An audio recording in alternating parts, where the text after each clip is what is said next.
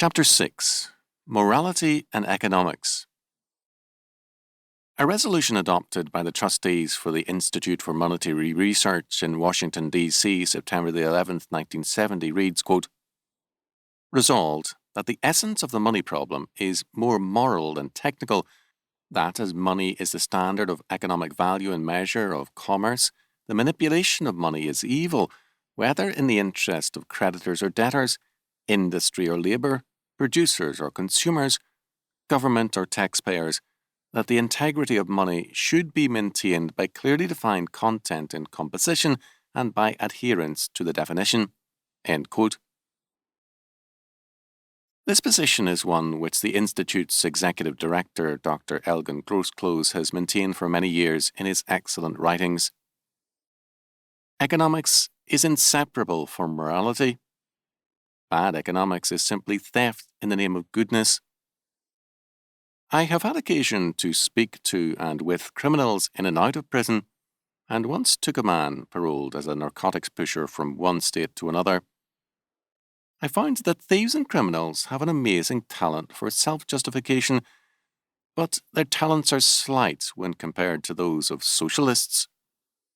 The socialist glows with self-righteousness when he proposes or enacts theft.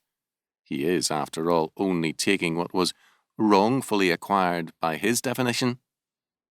But theft is theft, even if we steal from an actual thief. Theft is not eliminated by indirection. It is still theft. If I ask another man or the state to do it for me, it is also still theft if I have a noble purpose in mind for the proceeds of the theft. When we choose hard money or fiat money, self-regulation or controls, rationing by the state or by price, or whatever other policy decision we make, we are making moral decisions. Moreover, economics began in the Garden of Eden. Adam had moral economic decisions at every turn, to work hard or to perform minimal work, to act as God's steward in the garden or to treat it as a personal wealth to be used at will, and so on. On man's creation, God had commanded man, saying, "Be fruitful and multiply, replenish the earth and subdue it, and have dominion over the fish of the sea, and over the fowl of the air, and over every living thing that moveth upon the earth." Genesis 1:28. The creation or dominion mandate to man, given in Genesis 1:26-28, is a religio-economic command. Man in Eden was given a task of religio-economic development, which was to set a prototype for the whole earth. Thus, while Adam's initial activity was to be limited to Eden, the creation mandate speaks of the entire world as the goal of the mandate. This mandate is repeated to Noah after the flood, Genesis 9:1-17, given for a limited area to Joshua for Palestine, Joshua 1:1-9, and again set forth in terms of the world by our Lord in Matthew 28:18-20. Unhappily, few churchmen are interested in the creation mandate. Moreover, their doctrine of morality is limited to a few "thou shalt nots," some of which are church-ordained rather than God-given. But man has a calling to subdue the earth and to exercise dominion over it. This is not a destructive calling, but a constructive one. We are to use the natural order under God, not worship it. Nature worship had propagated all kinds of myths. One such myth is the idea of virgin soil as somehow good until raped by men. After day one, no virgin soil existed. America, for example, saw much destruction before the coming of the white man. The buffalo herds of the West ate all grass down to the ground, and they created dust fields that led to dust storms visible at great distances. Other parts of the country had even worse problems. Soil soured by pine needles, soil so compacted by centuries of no cultivation and animal traffic that a pick was needed to penetrate it.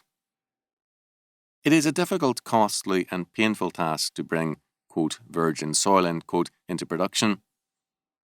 Despite some areas of abuse, most farmland in the United States is better now than before Columbus and has increased in productivity with each generation. True, some forests have disappeared, but others have been remade by man. Tree production is an important form of farming in the United States, far more than most people realize. The focus, in any case, cannot be animals or trees, but rather God's requirement that the earth be made fruitful as the kingdom of God. The focus is not on the trees or animals, nor on man. The original and best rules of conversation are in the Bible. But to return to Adam, the economic development of the earth as God's kingdom was to begin in the Garden of Eden. God, in giving his law through Moses, made clear how important that development is to him.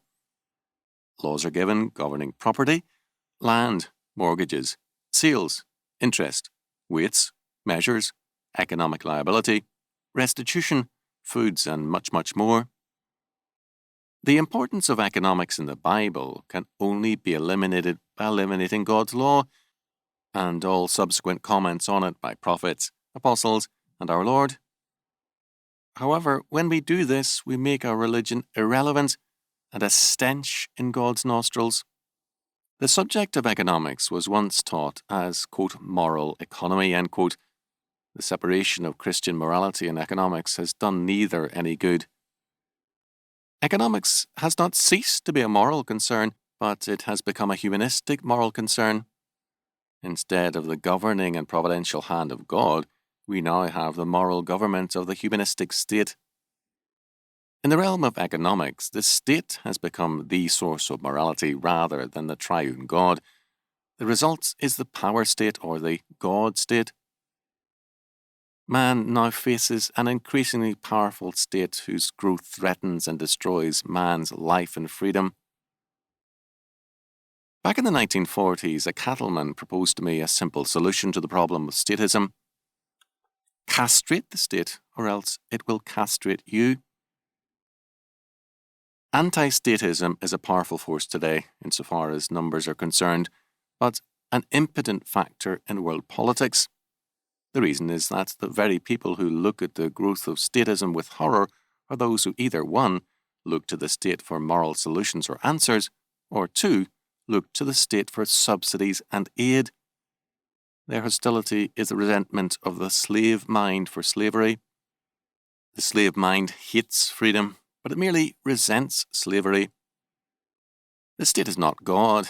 It is neither a creator, able by its fiats to give something more than it receives, nor the source of true morality and true law in any society. The state is our own sins writ large. Thus, some would have us treat Internal Revenue Service men as lepers. Most IRS men are perhaps deservedly to be classified as moral lepers, but from whom did they contract the disease? The IRS is the creation of envious taxpayers ready to see the rich robbed, but forgetting that, when we legalize and unleash theft, the poorer and middle classes are usually the easier victims. The moral disease of the IRS is one contracted from society at large, and the cure must begin there.